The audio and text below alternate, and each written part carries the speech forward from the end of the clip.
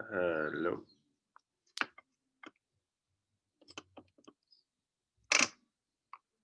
Hello, good morning.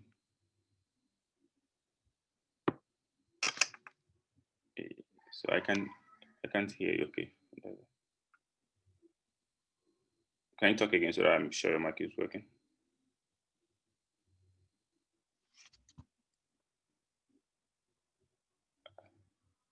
Hello.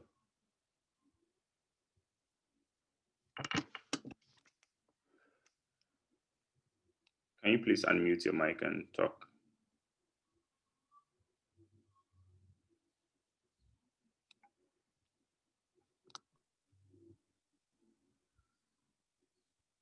Hello. I can still not hear you.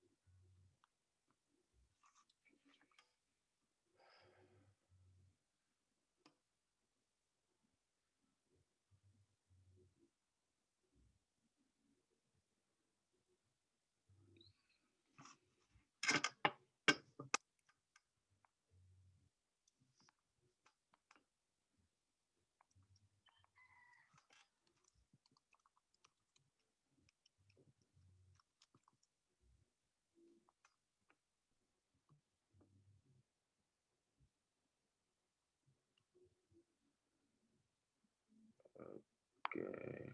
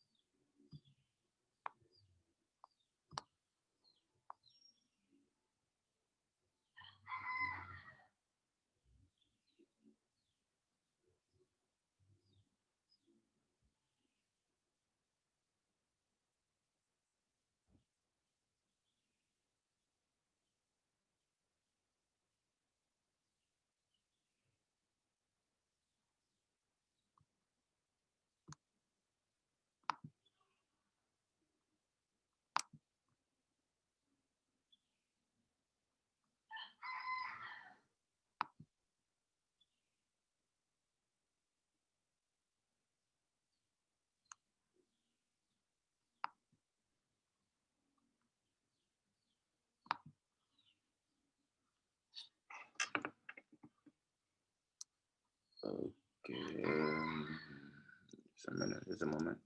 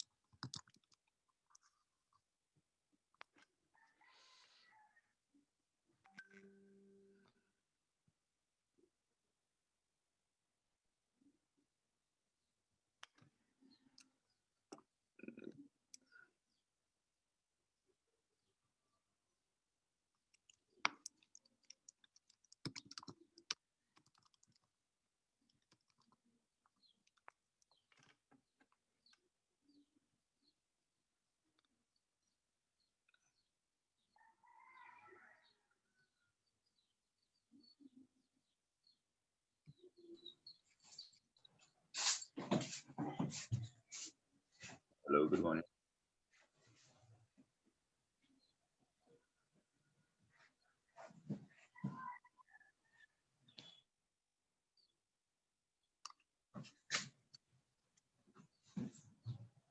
Okay.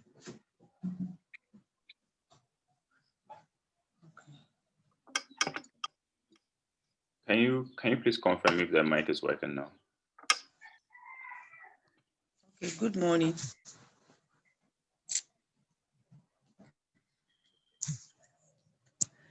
Oh my God, my phone. Oh God, my phone. Okay. Yeah, good morning. Okay, that's nice to know your mic works. If you be doing a presentation or something like that, can you try doing your screen share for us to just confirm you're good? Yeah, I'm not doing any presentation.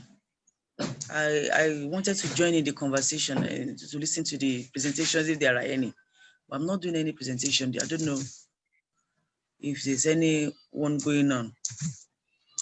Okay, so this is Grace talking. Yes, right? Grace Timilelu from UI, University of Ibadan, Nigeria. Okay, thanks so much for joining in early. We'll be starting shortly. Okay. We're just doing the preliminary test to make sure everything is fine. Okay, I thought the meeting was already started. It's at 7 a.m. Yes, as at 7 a.m. Yes, to GMT. 8:30. Yes. Okay, GMT. GMT. Okay. Over here it is okay. Over here it is 7:39. If you're in Nigeria, I think you're an hour ahead. So Okay, yeah, we are 1 hour ahead. That's true. Okay. That means I will join the meeting shortly later. for you in about barely 20 or about 20 minutes, you can join back. All right. Thank you. I'll join in later. Sure. Bye. Hello, Kathy. Are you able to talk now? Hello. What is important? You can talk. Hello. Is not you, Grace. I'm talking to Kathy.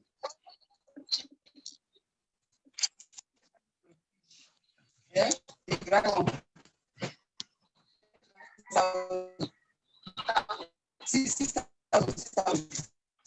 Yes, that dry one, fish. Then the fresh one, the big one, that fresh one. Let's buy that one 5.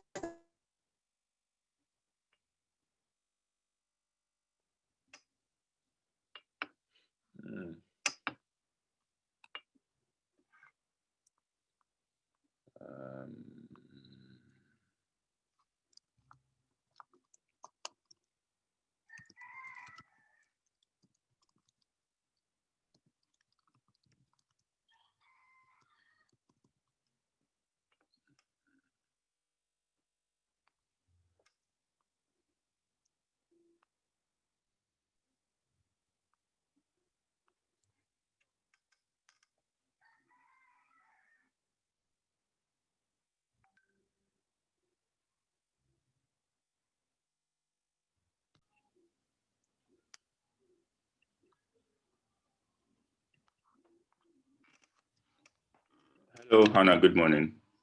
Can you please confirm you can hear us and we can also hear you? Your mic is still muted. Can you please unmute your mic? Apologies. Hello.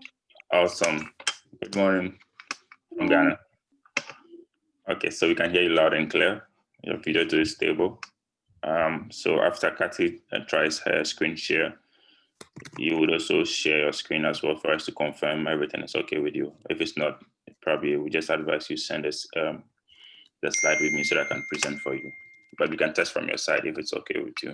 Yeah, Hannah, I'm getting problems sharing my screen. Can you try on yours? Just the first 2 slides. Yeah, we could just use yours. Let me just go back to, sorry, I was just trying to do some quick Twitter. Let's see. So,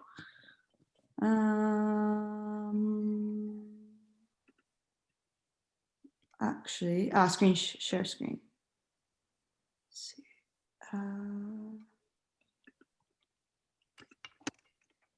Let's see. Is that working? Yes, awesome. Yeah. Great. So your screen share works. Can you I'll stop it now. present it from Google Slides, right? Yes. Awesome. So when the time is up, you just do present so that you you have it on the full screen mode for presentation to go on. Can the other panelists have that capacity as well? Yeah. Can you please ask the question again? Oh, sorry. I was just wondering if, because I know James, one of our panelists, was interested in sharing some slides. Yes. So when he joins, we'll enable him as well to be able to share his screen. Okay, great. Sure. So thank you so much for testing your screen share and testing your mic. So you can unmute now as we wait for the other people to join.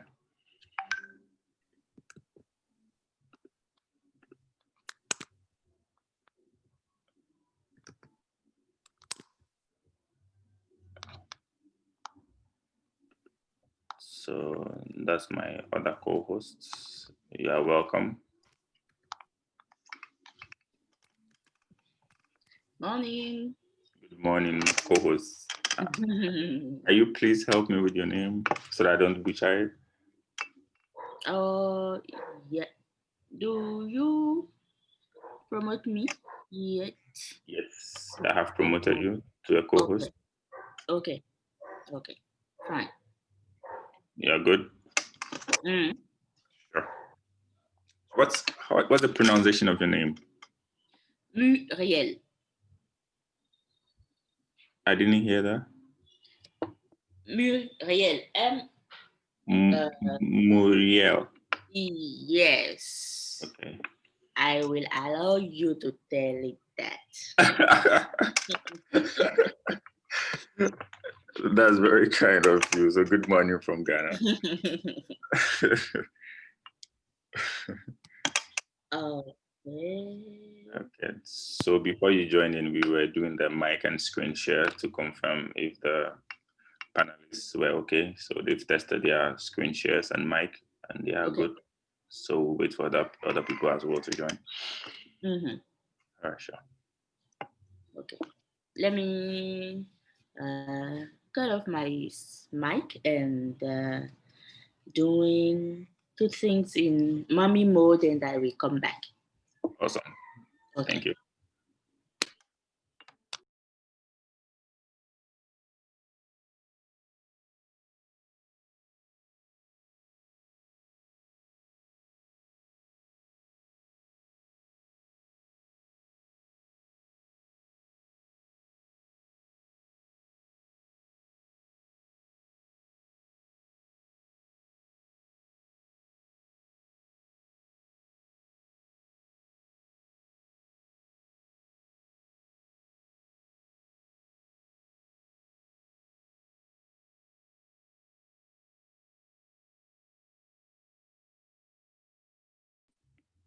Hello, Kuda.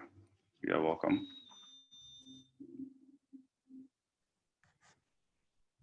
Hi, thank you. Awesome. Your mic works, so I'm promoting you. Yeah, let me just change the background. I didn't change it since my last event. Awesome. All right, cool. I'm just going to stop video for now. Sure.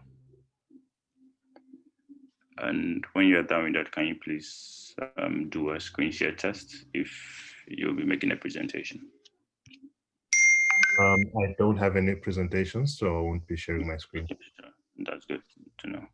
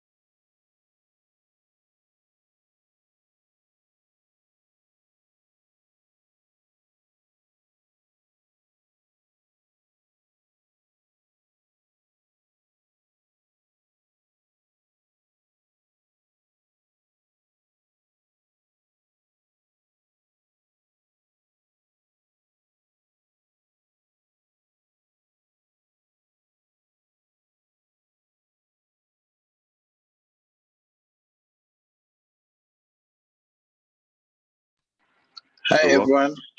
hello, welcome, Ephraim. Hi, Ephraim. Awesome. Hi, Kathy. Sorry, I was restarting my internet. It's now okay.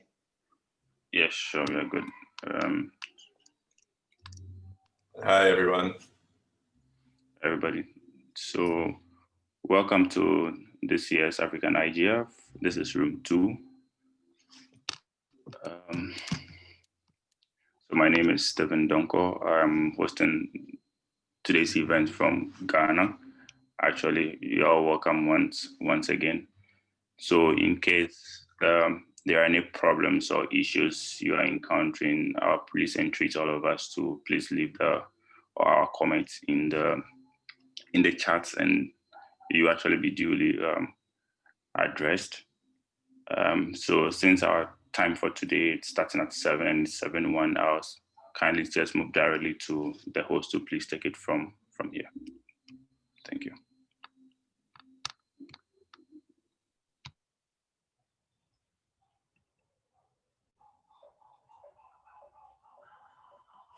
Can you hear me? Yes, please, perfectly and clear. Okay, good morning, ladies and gentlemen. Can we just give other participants 2 minutes to join, then we can start? Awesome. We can just be on standby for the next 2 minutes for more Okay. participants to join, and then we can start. All right, thank you. Sure.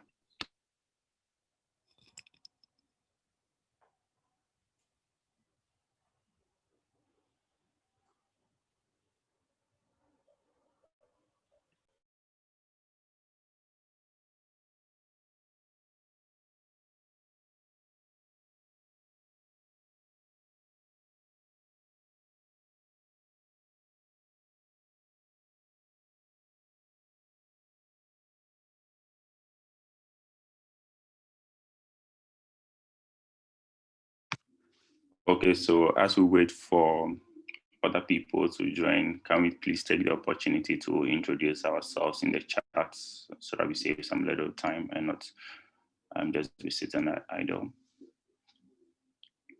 So let's know where you are connecting from and then your name. Okay, that's perfect. So my name is Catherine Anite. I'm the host for today. My co-host is called Hannah. She's joining us from the US. Hannah, thank you for staying up late. I know it's 2 a.m. your side. I work for Small Media, and I'll give further introductions later. Thank you.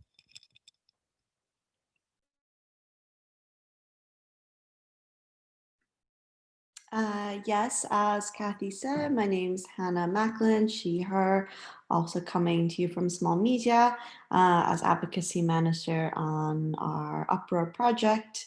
And yes, I'm calling you all today from Florida. So yes, it's 2 a.m. So loving globalized times at the moment, but yeah, regardless, really excited to chat about our project with you all today and learn how to better prepare for the upcoming sessions in the UPR.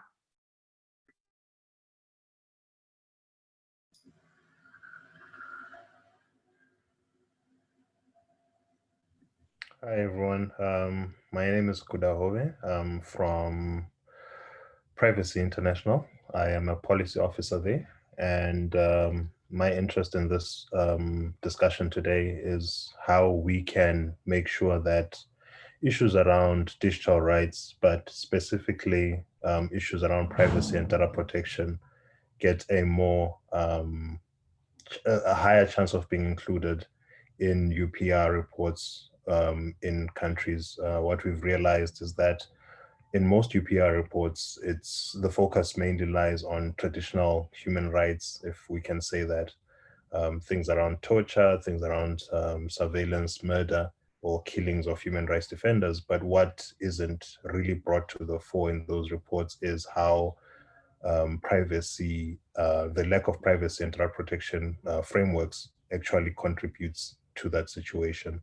So yeah, thank you. Hi, James Marchant here, also from Small Media, my colleagues Hannah and Kathy. I am Director of Research and Learning at Small Media, and so I have been working with Hannah and Kathy on our Uproar program. And today, my role is really just going to be to introduce the fundamentals of the Universal Periodic Review, and as Kuda was saying, talking about how it's kind of underutilized as a mechanism for talking about digital rights challenges at the moment. And I'll talk a little bit about how our Uproar program is seeking to change that, and how we're hoping to work with you all in the upcoming UPR cycle. So thank you.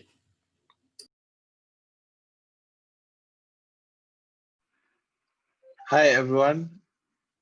Ephraim here. I hope you can hear me well. I am Ephraim Kenyanito from Article 19, and I work on our work globally on business and human rights, though I have initially worked on our Africa work on digital rights. And I'm very excited for us to have this conversation, because this is very timely in time of technological changes, especially our African governments, the rate at which they have been buying or procuring certain surveillance equipments. What are the oversights in place? How can you use UPR to make sure that the UPR framework and other tools to make sure that we hold them to account. Thank you so much, and looking forward to interacting with all of you.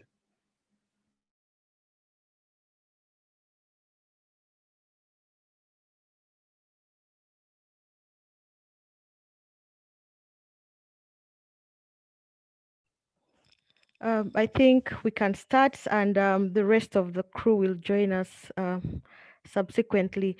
So like I said, my name is Catherine Anite, and I'm the director at a small media for the Uproar project. Welcome to our virtual session in this year's Africa Internet Governance Forum. So this session basically is going to speak about campaigning on digital rights at the UN Universal Periodic Review sessions. So we have a number of African countries that are coming up for review in the third and fourth cycle of the UPR. We've just concluded reviewing some countries a few weeks ago, Malawi and Liberia. And we worked with organizations from those countries to submit reports to the UPR mechanism. So the theme for this year is unlocking Africa's digital opportunities during and post-COVID-19.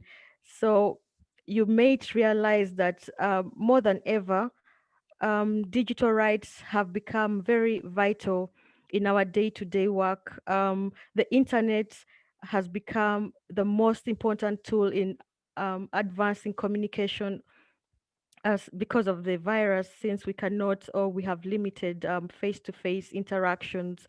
I have a very impressive panel today joining me. Kudahov, he's a program officer or a policy officer at Privacy International. We have James Merchant, my colleague. He's the research manager at Small Media, and Ephraim Kenyanito joining us from Article 19. Like he said, he's done work around digital rights in Africa. So briefly, Small Media is a London-based organization that was founded in 2011 to support the free flow of information in closed societies. And this we do mainly through our digital research, assistance to our partners. We do trainings, capacity buildings, and advocacy, and provide advocacy solutions that strengthen their work, most especially at risk communities that are facing closing space.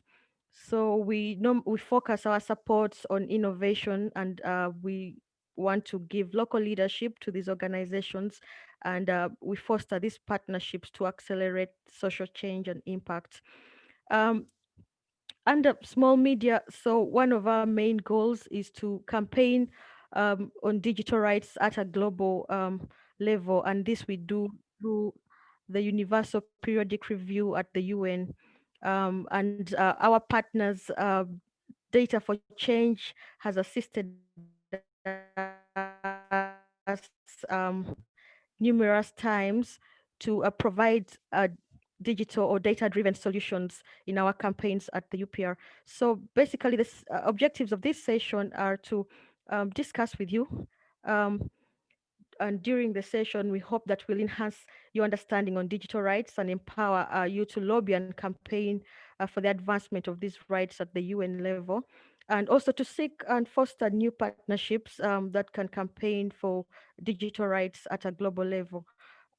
So without further ado, I'm going to invite the first panelist, who is James from Small Media, to just for 10 minutes give us um, the understanding of universal periodic review and lobbying on digital rights at the UN level.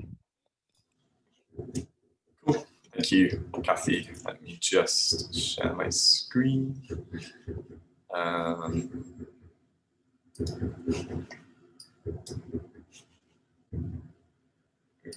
Sorry, I have to grant permissions.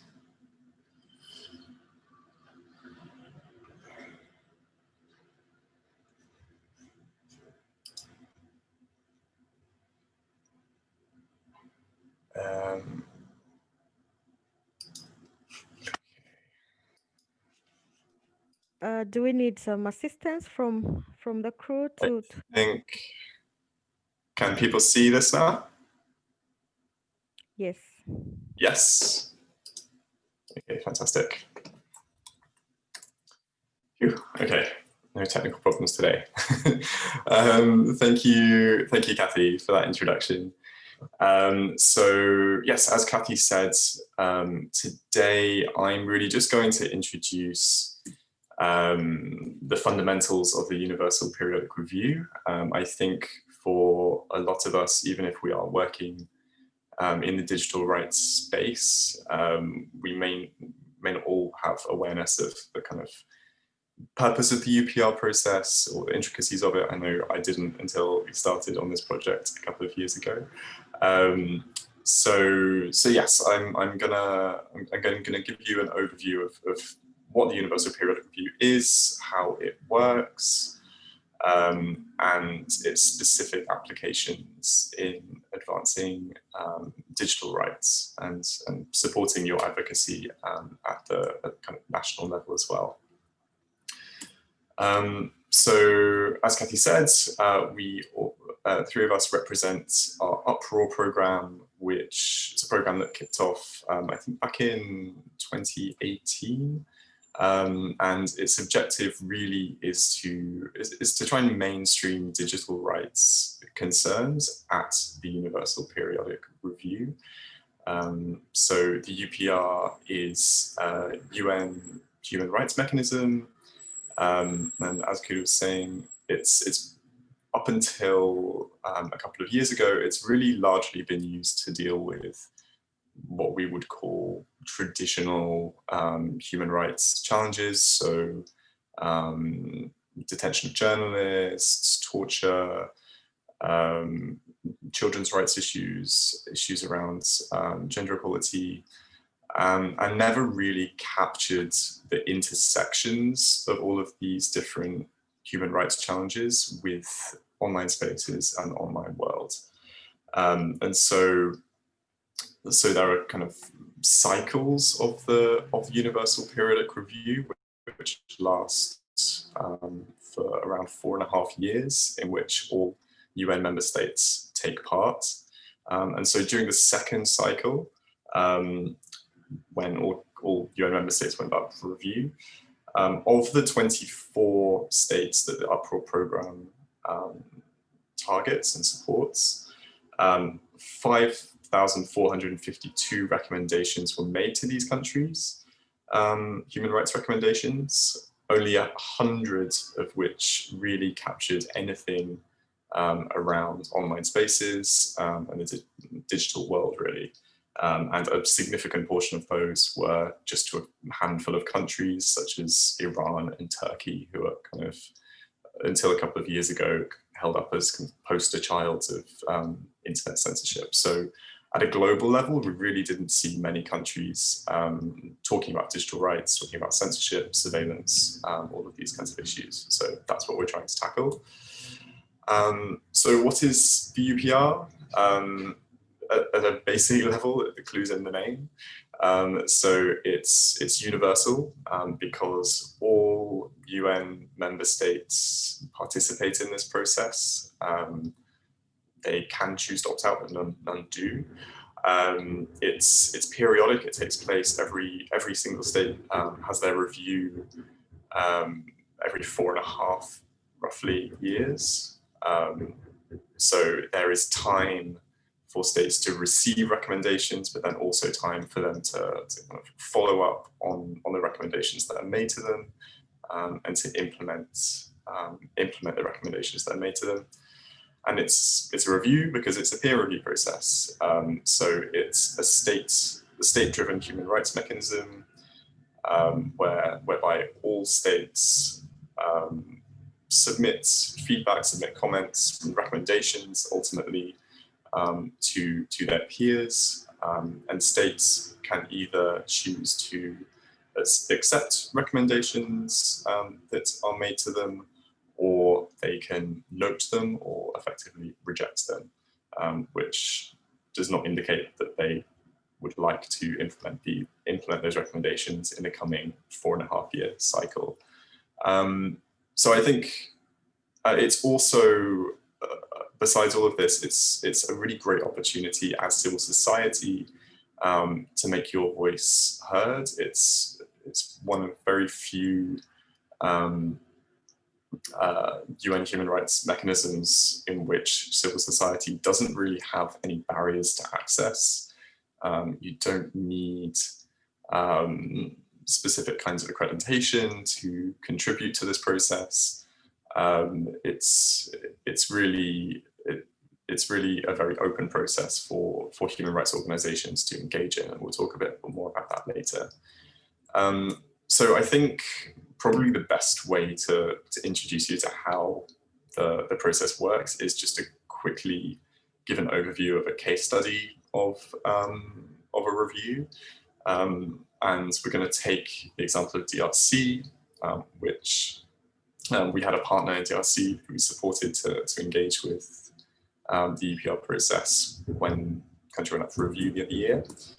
And so our partner organization identified a number of key kind of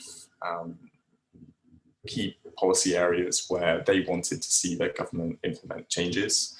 And so they drafted up a set of recommendations that they wanted other countries to make to the DRC government, and came up with this set of 4. So one around free expression and ceasing the practice of internet shutdowns, internet disruptions.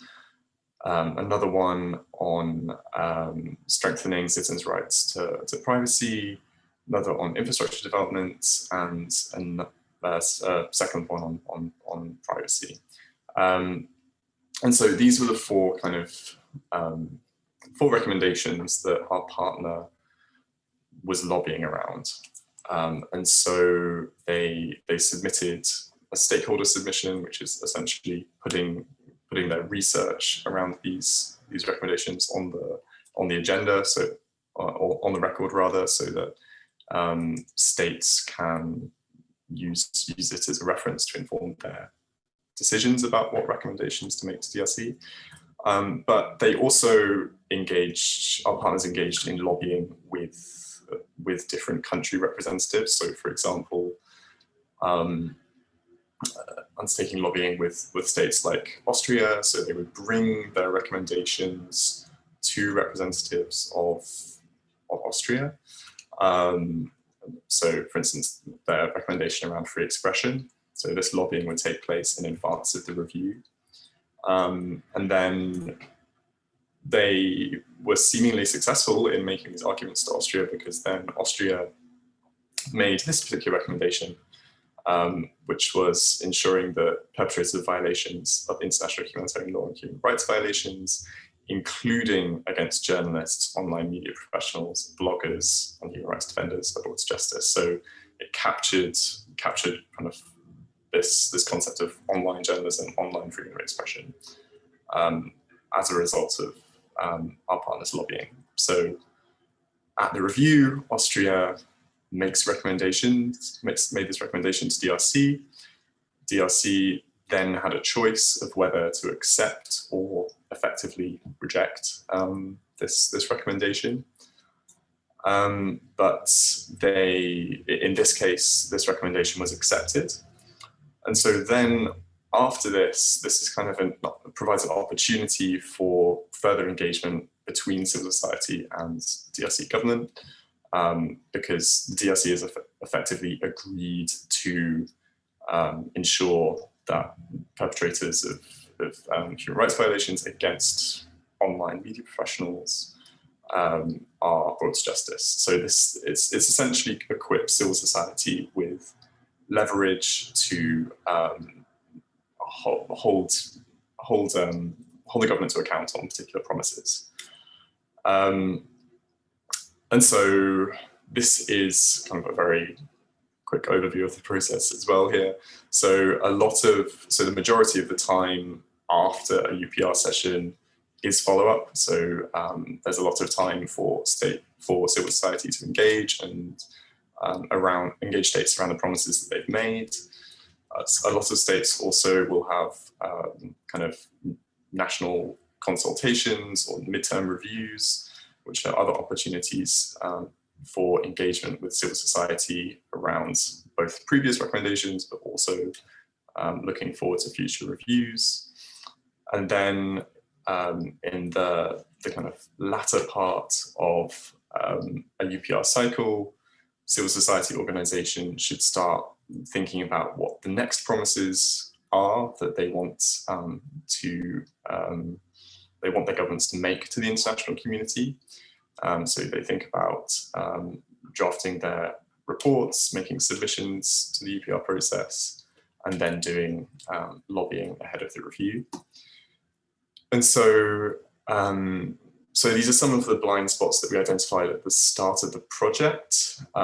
So first off, where there are recommendations being made and accepted by governments, civil society in a lot of cases hasn't really capitalized upon the promises and the pledges that states have made at the UPR. Like that leverage isn't being fully capitalized upon at the national level. But also a lot of digital rights CSOs simply haven't seen the UPR as a primary point of contestation previously, and there's a lot more space to kind of get digital rights organizations engaged in this process. And also, yeah, there wasn't a great deal of lobbying to try and connect these issues and truly take advantage of the lobbying power of the international community as well. And so through the Uproar program, we hope to organize different workshops, different hackathons to help civil society organizations develop campaigns to build upon the recommendations that have been secured, supporting partners to engage in research that can be submitted as stakeholder submissions, and then also supporting advocacy with states at the national level, embassies, but also engaging in advocacy at Geneva, or at least we did before COVID hit and we couldn't travel anywhere. So just to kind of try and round off, we think the UPR is valuable because it allows civil society to really leverage the influence of the international community to shine a light on human rights abuses. This has always been the case, but I think it's really, until a couple of years ago, not been leveraged effectively on the issue of digital rights abuses. So I think there's a lot more scope to drive digital rights organizations' engagement with this process in the coming months and years. And it's important to recognize that the UPR can't solve all of these problems by itself, but it should really be thought of as a piece of the puzzle. So it's a tool to kind of amplify and magnify the effects or magnify the potential of advocacy efforts at the national level. So it's really just about giving civil society organizations another tool, another piece of leverage over governments. And it's also, more than anything, just a space for open dialogue. So this isn't always the case in every single state, but many states do have, as I said, midterm reviews where which can facilitate discussions between government stakeholders and civil society stakeholders around the implementation of digital rights reforms and other kind of national consultation processes across this 4.5-year cycle. So it's creating space for government and civil society to have these conversations, but also for coalition building amongst civil society itself. It's the opportunities to make these stakeholder submissions and to engage in this advocacy work. It requires coordination amongst civil society organizations. And so anything that creates more conversations amongst civil society is also to be welcomed. And sorry, that seems to have been cut off of the screen, but if you want to learn more, go to uproar.fyi, tools.uproar.fyi, and uprinfo.org is also a useful resource. So I will share these presentations with you afterwards, so they're not cut off the screen. But for now, that is my brief introduction, and we can get into some other issues later, hopefully. So I don't know who's up next, Kathy. Thank you, James, for your overview. And under normal circumstances, would be supporting partners to travel to Geneva, but because of the pandemic, lobbying and advocacy activities have kind of shifted.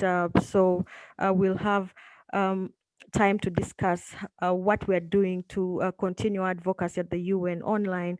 So before we move to Kuda and Ephraim, we know that the UN Resolution 3213 stipulates that the same rights that people have offline must also be protected online, and some of these include freedom of expression, access to information, privacy, assembly rights, and others. But we see a plethora of restrictive practices and laws and policies that are continuing to close online space, and from internet shutdowns in Zimbabwe and Uganda and other African countries like Cameroon, internet throttling recently in Tanzania, to surveillance. We've seen a lot of irrational legal and policy framework on online or digital rights. So I'll invite Kuda first to give us an overview on digital rights and his experience with the UPR in advocating for these rights and championing them at that level.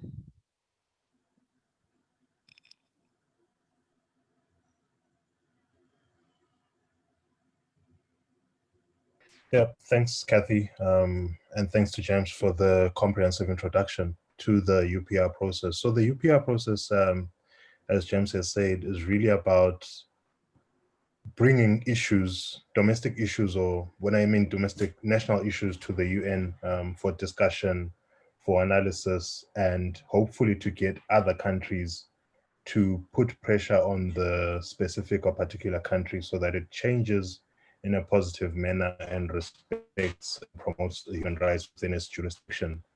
But it's a very powerful tool, but then it's been underutilized. Digital rights has caused more and more issues at national level.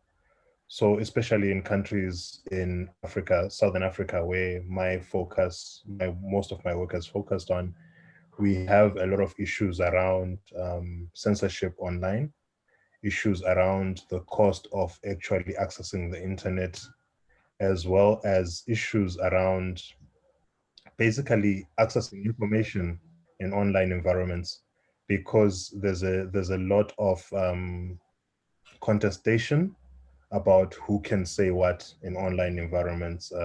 So countries that traditionally restrict online physical gathering and the online physical exercise of freedom of association and assembly now are moving on and following crowds to online environments, because people are now using the internet and internet-based platforms, whether those are instant messaging applications or services like WhatsApp, or their social media applications or services like Facebook. People are now using those groups, those chat services, to mobilize, to discuss, and to take part in democratic processes. But that's the situation on the ground. But then when you look and follow up on countries' respective UPR submissions, especially from civil society, because the government is less likely and government institutions are less likely to say, yes, we are violating human rights or digital rights in our country, it's up to civil society to then point out. But then civil society has sort of ignored the digital rights aspects of these issues. So civil society will talk about how there is censorship, maybe of the media, but then it will not go on to indicate that most of the media is now online. So for example, with 2020 and all those lockdowns that we saw across a number of countries, things, for example, like going out physically to buy a newspaper or some other form of media was a bit difficult, if not impossible. So people relied more on online platforms, whether those were community-based news platforms shared on over WhatsApp, or community-based platforms or news platforms shared over Facebook. So ideally, a UPR discussion of censorship of the media would also then have a component of how online media is treated in a specific country. Then if you talk about abductions, for example, there's a lot of abductions and tortures and forced disappearances of human rights defenders. But then the focus will be on the physical disappearance and physical abductions, and less on the actual surveillance that goes on beforehand, before the kidnapping, before the torture and all that. So the surveillance of communications, the surveillance of physically monitoring the whereabouts, and sometimes technology is used, monitoring software, interception of communication software and hardware is used to actually enable and make those abductions possible. But again, the digital aspect or the digital work doesn't really get the prominent attention that it deserves in some UPR submissions. And so the idea behind the session and the thing that we would like to see more of is civil society actually thinking about, okay, what role does technology play in what technological tools and services play in the abduction of, say, human rights defenders, in the harassment of members of opposition and political parties, and even members of civil society who are calling for accountable and transparent government processes. So there's a lot that we could go into. There's a lot, again, of laws that are now being passed in the name of enhancing a nation's cybersecurity capabilities. But then those laws are in effect either gagging free speech, restricting access to information. So some information is not accessible because government has imposed a blanket ban under the guise of protecting national security. But this is information that people need to exercise, say, their health rights or their sanitation rights, or even rights relating to education or relating even to political participation.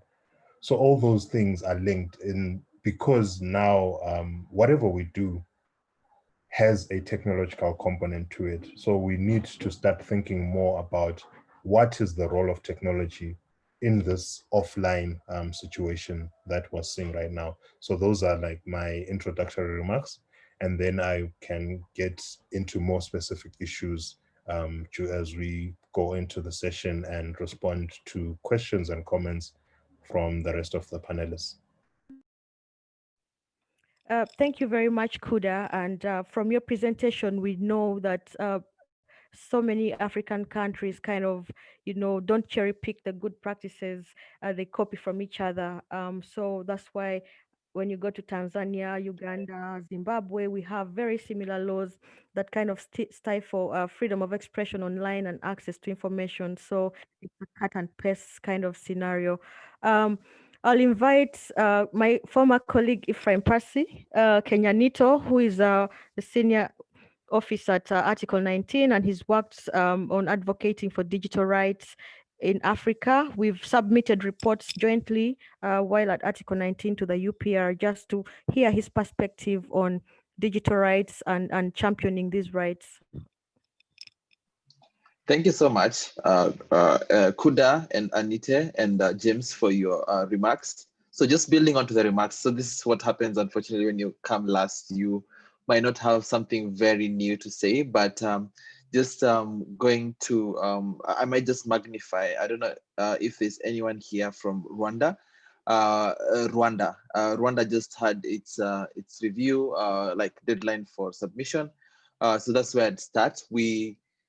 So one thing, as Anita said, we've done joint work, not just among ourselves, but also with the local partners. And in our recent submission, which we just did a few months ago to Rwanda, we highlighted a few issues. So as Anita mentioned, freedom of expression online. So just to give a background to those who maybe might be new to this space a bit, in 2008, African governments met and they agreed to come up with digital policies and laws towards a common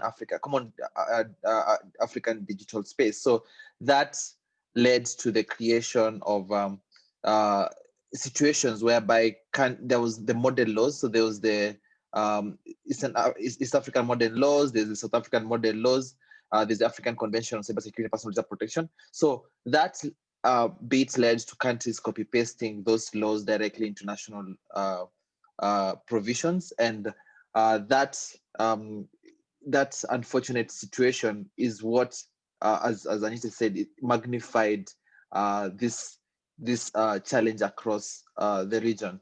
So in our recent submission, we focused on freedom of expression online. So some of you might know there's been attempted amendments to the Rwandan law on freedom of expression, the ICT law, which have given the Rwanda authorities certain power, which is similar to the challenges that are there in other countries. And we've given like recommendations such that repealing those sections, ensuring free and open regulation. So when regulators, for example, for those who are from Kenya Communications Authority, for those who are from Uganda Communications Commission, when they make decisions or have power, they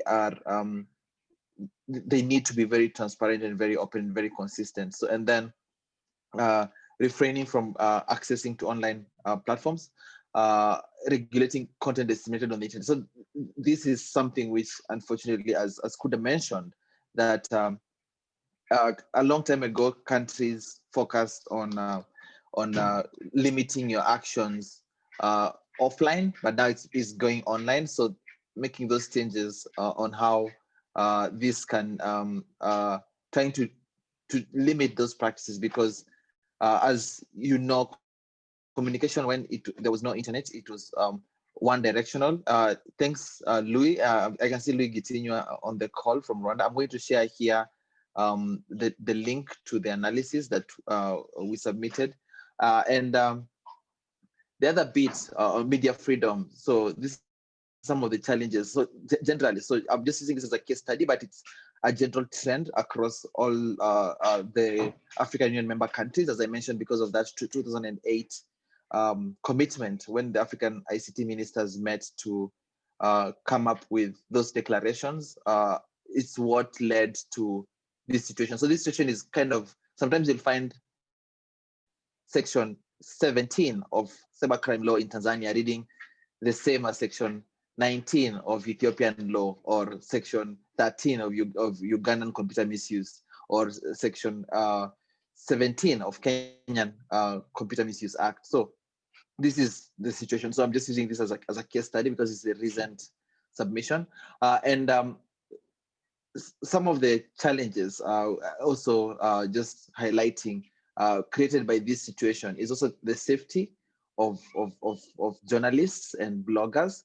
So a long time ago, as Kuda mentioned, like most countries would just focus on the safety of journalists offline, but then now online. So for example, you might know like there's been numerous arrests across like various countries for bloggers. So their safety, because these laws, they're meant to be, cybersecurity is meant to be about protecting infrastructure, but then how they are worded, especially if you're a blogger and you, or a journalist, and you publish something online and it is something about whistleblowing, that has put some journalists at risk. Some of them have disappeared. Some of you might know Kenyan journalist Bogonko Bosire, who disappeared almost 10 years ago. He's never been found up to now. So many across the region, or the arrest in Zimbabwe of I keep forgetting his name, but they used to call him Pastor a few years ago under the Mugabe government, who was a blogger and very active online. So some of these challenges exist across the region because of those vaguely worded laws. So one of like the outcomes, or the campaign outcomes, or the targets which we have been trying to do is trying to use the UPR mechanism to push for these amendments to some of these laws, which creates these sections of laws which create such broad challenges. And other bit is access to information, which I might have mentioned a bit. So there's been a growing situation of internet shutdowns. Some of you might remember from 2011 when Egypt, under Hosni Mubarak time and the start of the Arab Revolution, you might remember that there was a lot of shutdowns in Egypt and Tunisia, which were isolated back then, but then slowly, which translated, for example, to 2015 during the previous Burundi government's transition, when there was total internet shutdown. So that has now happened. It's become more regular. Previously, before 2015, it was not as regular as now. So this challenge is very key in terms of access to information, because some of you might remember the Uganda internet shutdown in 2016, when many people, it wasn't just internet shutdown, but also mobile money. People did not even have access to pay for hospital. So some people even unfortunately lost their lives when such kind of situations happen. When, for example, there's internet shutdown, there's mobile money shutdown, and just throttling of networks across like places with higher population. So previously, this was just a hypothetical thing, but then especially from 2016, we have been noting, and which we have been trying to recommend also in various UPR submissions across the world, and mostly across Africa, that it's not just isolated online. These challenges also affect. So when you shut down the internet, when you block a website, when you throttle the network to make it very slow, it affects also offline rights, such as people having access to information, or going to hospital, or paying certain things because maybe they were waiting for transfer, maybe from PayPal and stuff like that. So these are some of the challenges which we are trying to magnify in our submissions. And the other bit which could have talked about briefly, privacy and data protection. So that's the other bit of digital rights which are just magnified, that across the region, there's been various laws which permit for such seizure and surveillance measures which are subject to abuse. So sometimes you'll find some of these laws do not require. So for example, I'll give a very specific example because I'm from Kenya. the Kenyan Prevention of Terrorism Act, before the police surveil someone who's suspected of terrorism, the police is required to use an inspector level police to get a warrant.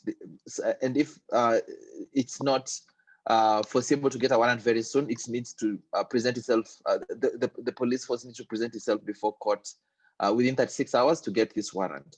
But then this is the Prevention of Terrorism Act. But then if you look at the Cyber Act, which was created last year, it says may, so it does not, it gives leeway and does not say which rank. So any police officer, so there's no proper oversight when it comes to this cyber laws. So any police officer doesn't have to be inspector level, may, and it's not should, because the Prevention of Terrorism Act makes it mandatory for the government to for the government to get warrant, while new laws do not make it mandatory. So that's kind of, when you analyze the new cyber laws with other traditional laws of very serious offenses, you find that just handling a computer and for example revealing certain information can make you go to jail up to 5 times or up to 2 times compared to traditional offline offenses, which are very, very serious. Or for example, when you compare the Cybercrime Act in Kenya and Sexual Offences Act of offenses such as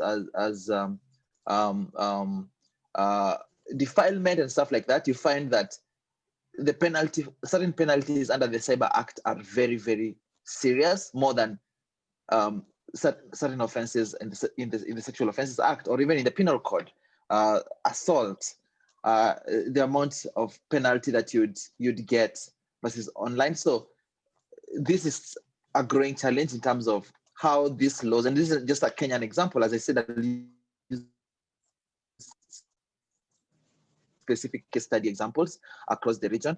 So this Kenyan example is not just Kenyan, but for those from other countries here, please just just draw a table, look at the Cybercrime Act or computer-related act, and then compare that with your offline offenses. You'll find that sometimes the offline offenses are a bit more serious.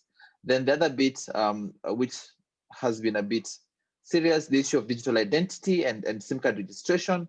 There's been attempts at coming up with this without proper laws, and sometimes there's been breaches. Some of you might know a few years ago, there was a breach in the Niger database or Guinea. So those 2 countries had breaches, which were public known, but then others might have had breaches but have not fully declared. And then the other bit is internet access. So most countries have universal service or universal access funds, which they do not use properly, or they do not use for this reason. So trying to use the UPR as a mechanism to hold them accountable to these commitments that they have in various laws, to make sure that this is implemented. Thank you so much. That's my opening remarks, and looking forward to interacting with all of you. Thank you.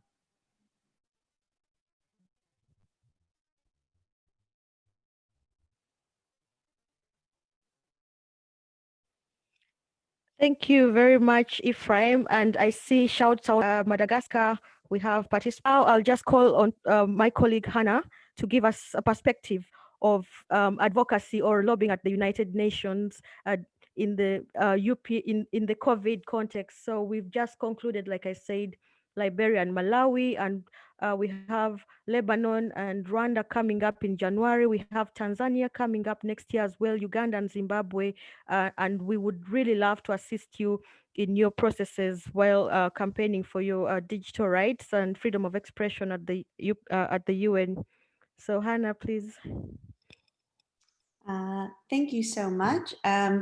Yes, I think all of my colleagues gave really great in-depth perspective on a lot of these issues that we are working on, campaigning on, and advocating on at the UPR. So the whole kind of spectrum of digital rights and freedom of expression on online related issues.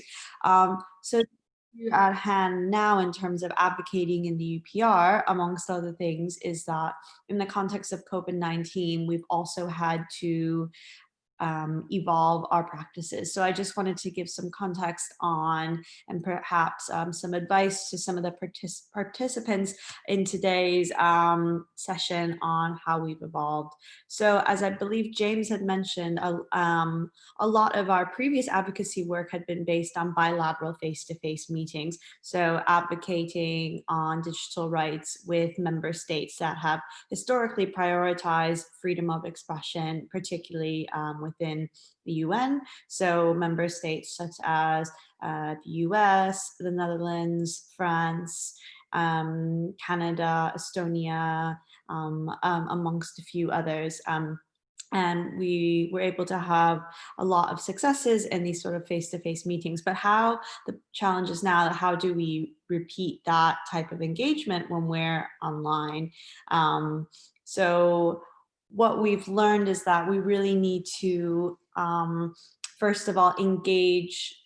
Everyone needs to engage at a local level. So previously we've been meeting folks in Geneva, but now we've realized it's also just as important, if not even more important, to be amplifying voices within those, to those embassies within the country. So for example, in the previous countries that we just had our cycle on, Liberia and Malawi, we ensured to have some in-country monitoring events there. So these were events where our local partners were working with media outlets, as well as partnering with other civil society organizations to do on-the-day monitoring events to ensure that their governments know that they were keeping watch on the UPR process, and then, you know, putting pressure on the member states in that way.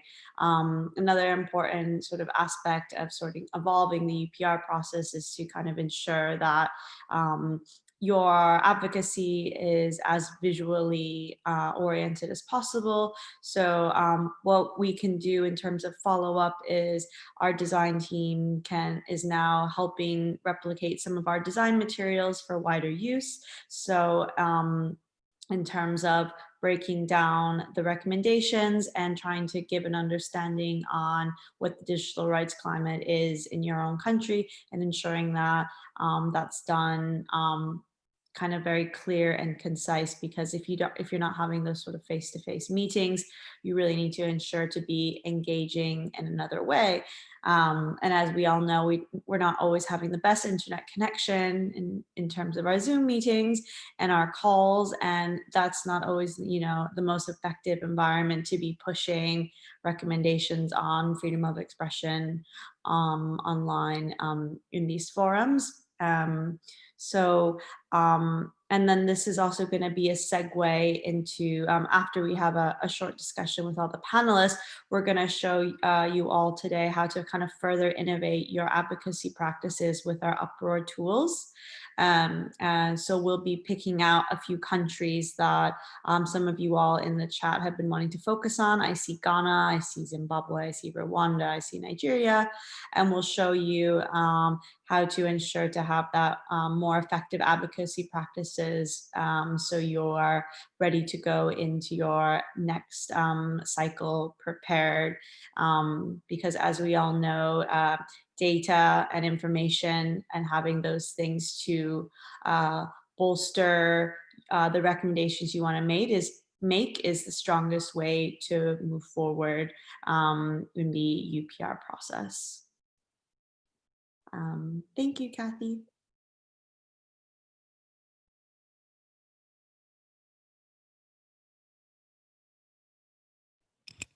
Thank you, Hannah.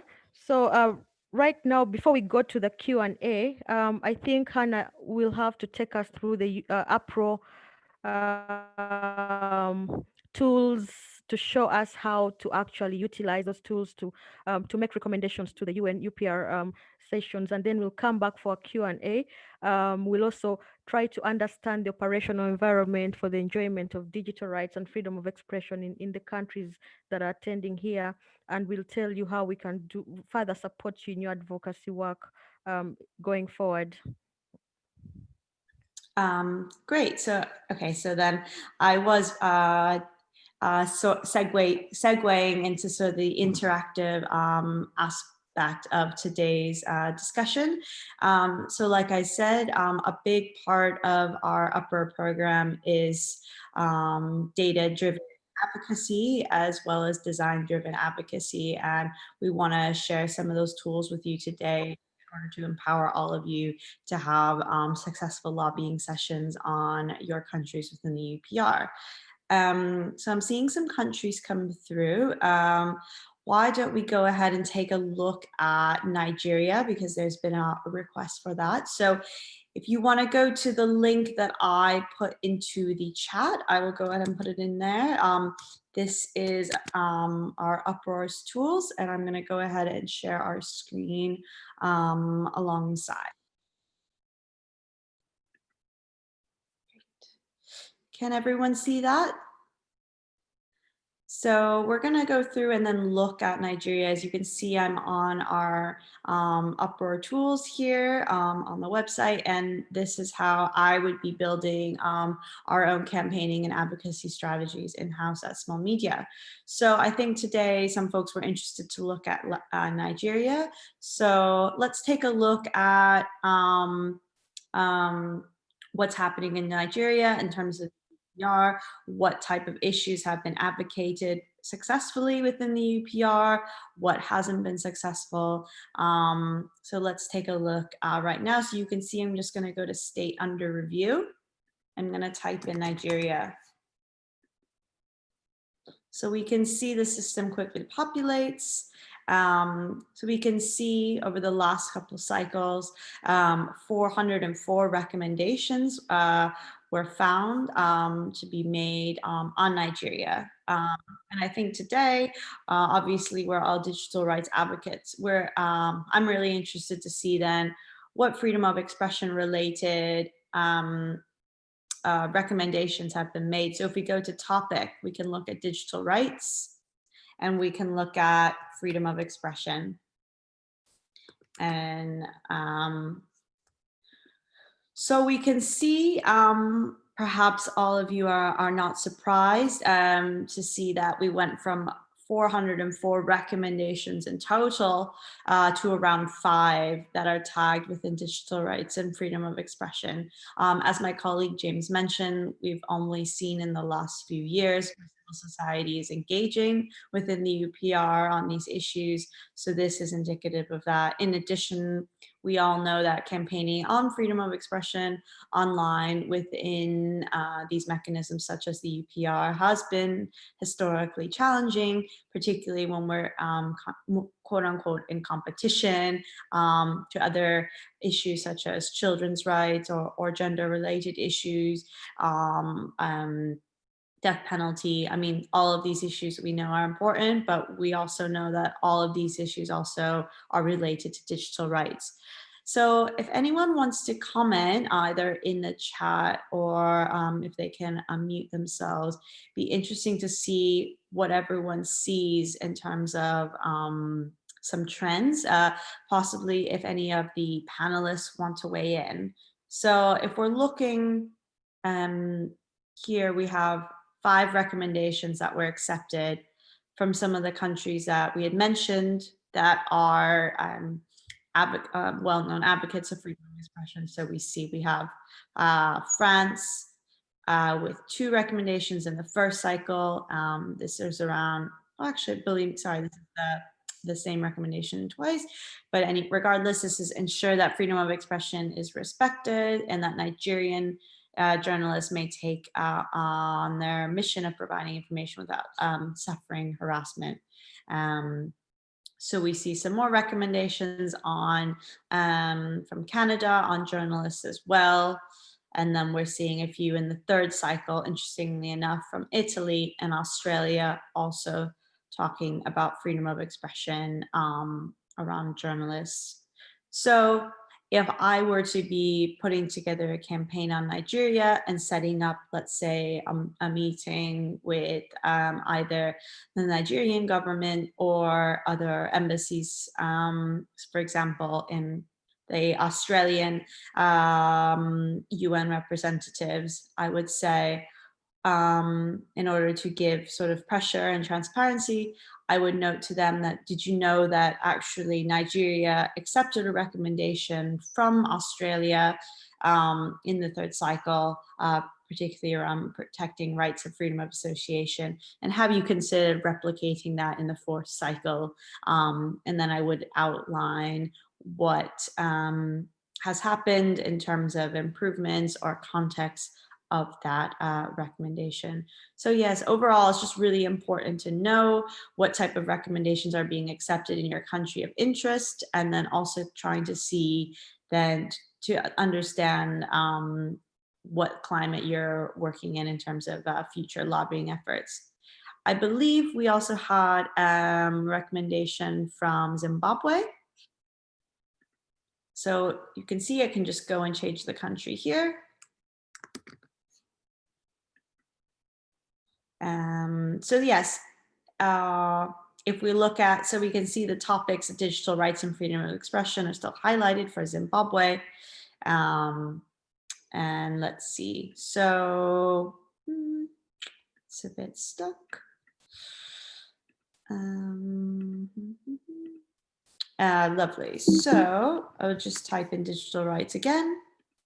So we can see, interestingly enough, in Zimbabwe, I don't know if any of the applicants from Zimbabwe would like to further comment on this, but we have 38 recommendations found covering freedom of expression and digital rights. So this is a significant increase that we saw from Nigeria, though this number is a little bit misleading. So you can see here in the response that a lot of these were not accepted to Zimbabwe from various member states. So we have Slovakia, Germany, Mexico. So we can look at response here and see which ones were actually accepted. So in the second cycle, we're seeing some accepted recommendations from Namibia, Botswana, Uruguay, Chile, Ukraine. So it's kind of interesting then, if you're campaigning on Zimbabwe, to see who are your friends and who are your foes in terms of, so friends would be member states that have been more friendly to Zimbabwe in terms of making these recommendations and being accepted. Foes would be folks or member states who have made recommendations that have not been accepted. So this is really interesting. If we're going to look at some trends in Zimbabwe, it looks like this one is not accepted, but this is really interesting in terms of from Sweden making recommendations to Zimbabwe on access to information, Protection of Privacy Act. So these are sort of things that would stand out to me when I would be putting together a campaign, that a country like Sweden has prioritized this previously in Zimbabwe. And then if we're looking into the next cycle, we would ideally reapproach Sweden to make similar recommendations. So yes, in terms of other trends, I don't know if anyone else wants to tie into anything. Actually, let me just make sure to get the chat up.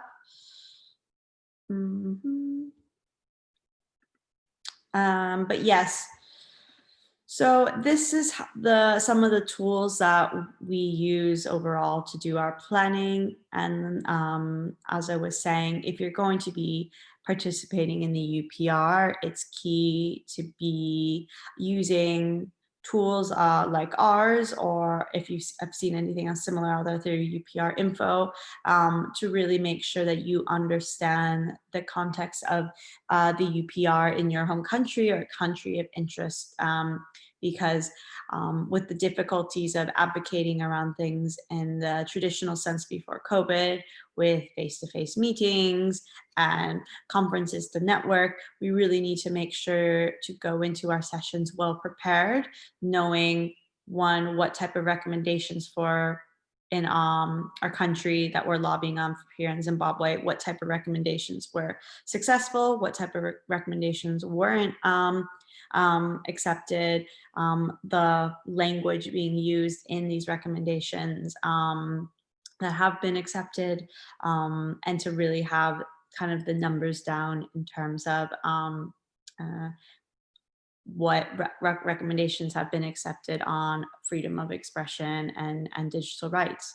So like I said, data is power, and design can further empower that. And we believe that all these tools juxtaposed with the wisdom and data that some of our panelists gave today can really empower all of you all at the UPR and your work. Thank you, Hannah, for showing us the UPROA tool. And I must say that it's one of the most comprehensive tools globally that supports countries who are advocating at the UN level in regards to, campaigning for freedom of expression and digital rights. So just interesting, Zimbabwe had 38 recommendations on freedom of expression and digital rights, like Hannah has shown us, but many of those recommendations were not accepted by Zimbabwe. So what caught my eye right now is the recommendation on privacy. Zimbabwe rejected that recommendation to come up with a privacy law. But interestingly, just a few months ago, we're in the process, we're supporting Zimbabwe to actually enact a privacy law. So the question to the Zimbabweans here, there's so many rejections, but we see Zimbabwe is undergoing a media law reform. You have laws coming up, the Privacy Act, and very restrictive provisions they are under, especially regarding, the sanctions. So for some of the digital offenses, up to 10 or more than 10 years in jail, computer misuse, which is not even defined. So since Zimbabwe is coming up for the third review, we just want to hear from the Zimbabweans. What would be your recommendations? What would be your priority areas for advocacy? And it's one of the countries that we support, and we're looking forward to having more partners on Zimbabwe and Uganda that are being reviewed jointly. Tanzania is upcoming as well, so we're also looking into working with Tanzania and to see what recommendations. But I see that internet shutdowns during the elections, issues, arrest of journalists like in Zimbabwe, Chinono. So we just, I think we can open up the floor for further discussion to see how we can support each other and to identify the friends of freedom of expression around the world. We've seen France is giving good recommendations, Italy. So any Zimbabwean, and then we'll open the floor. Yeah, I can jump in wearing my Zimbabwean hat. So the issue around that is you're very correct about the media reform aspects of it. So the reason why we're talking about privacy and end up shifting to media reform is because the Access to Information and Protection of Privacy Act is a 2001 omnibus law which catered for, first of all, access to information, protection of privacy, and then regulation of the media. So it was a 3-in-1 law, which was terribly drafted to the point that in its 20 years of existence, it was anonymous. It grew notorious for actually silencing the independent media industry in Zimbabwe. Very rarely was that law ever used to, for example, protect the right to privacy in Zimbabwe. Very rarely was it used or relied upon to access information that is in the hands of a government institution. And those were the issues that were used to advocate for that law for 20 years. And fortunately, the incoming government, or the current government in 2017, then promised to do away with that law, which it eventually did. So the law now has been broken up into 3 parts. So now we have a Protection of Privacy Act, or bill rather. We have that is the Cybersecurity and Data Protection Bill. So that has components of cybersecurity and data protection. We then have a Freedom of Information Act, which has now been passed. And then we are now waiting on a Zimbabwe Media Commission bill, which then will regulate the media. But the issue with Zimbabwe, the reason they most likely rejected that that recommendation was because it contained elements of also reforming laws that touch on national security. That's the Public Order and Security Act. So Zimbabwe is very touchy around issues of national security, and the government will literally use national security as an excuse not to, say, reveal information about a $15 billion debt that is now being passed onto the taxpayer from the Reserve Bank, about who incurred that debt, why they're not paying back the money that they borrowed, and what actions government or the central bank has taken to recover that money. The government flatly refused to reveal that information, citing grounds of national security. Now, the debt in question was incurred around agricultural inputs. So after the land reform, people were then given loans by government through the central bank, and those people did not pay back. And those are people that were mainly aligned to the ruling party. So something as distant from national security as agriculture and loans for agricultural purposes were disguised or covered under national security. So that's one of the issues that maybe we need to carefully think around, especially when we're dealing with countries such as Zimbabwe and other African countries such as Tanzania, where national security is really used as an issue to just silence and sanitize all these human rights abuses, and more so these digital rights abuses. So we're also seeing the national security language filtering in more and more and influencing the drafting of online legislation or legislation that regulates the online environment. So that's maybe something that we also need to lobby more about. How can we use the UPR to ensure that issues are discussed, issues are properly handled, and not just swept under the broad national security blanket or carpet? Thank you, Kuda. So whoever wants to, share their perspective is welcome to unmute their microphone and share. I know the issue of national security is very touchy. Many governments around Africa use it to kind of stifle information and stifle expression online. And good news coming in from Nigeria, I saw there's a Nigerian here, Gracie Kenna, is that the videographer who shared the video on police brutality online and was sent and was put in jail has been released today, and he's been awarded 200,000 naira. So that is a very strong that's a very strong message coming in from the courts that people have the right to communicate online, and we saw how the NSAS has been a good example on campaigning and freedom of assembly online. So just feel free to jump in. I don't see a hand up button, but please do unmute your microphone and share your thoughts.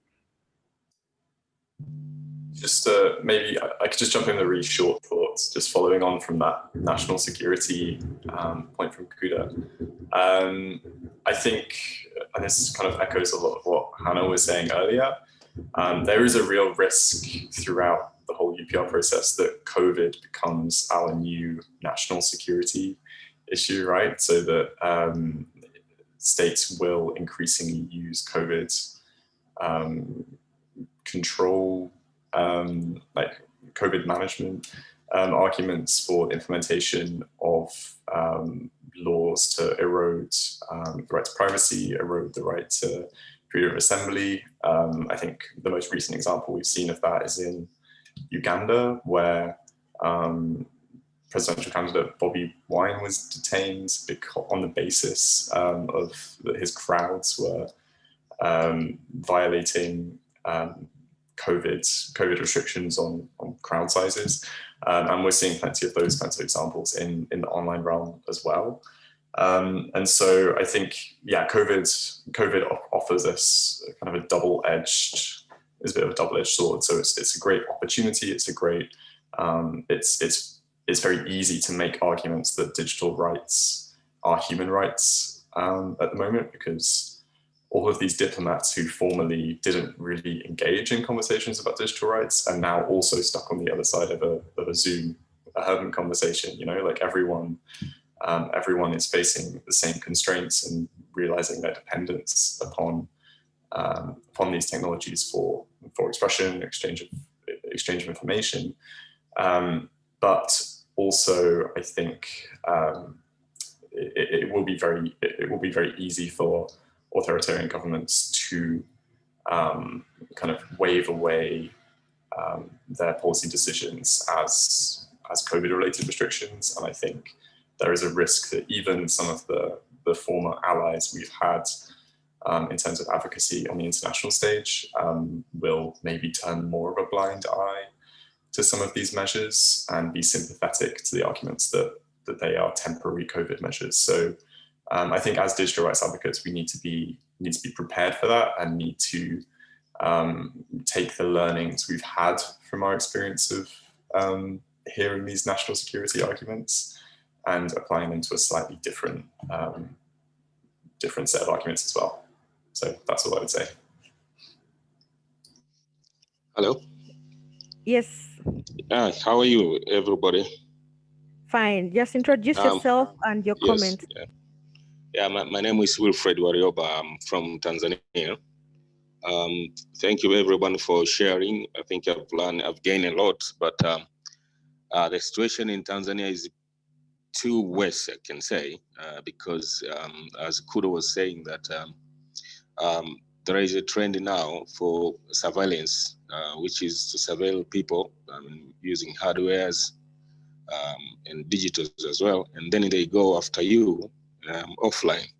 So the trend here now, all the newspapers, all the media, when you open the news, you just hear the story about the leaders, not about the citizens.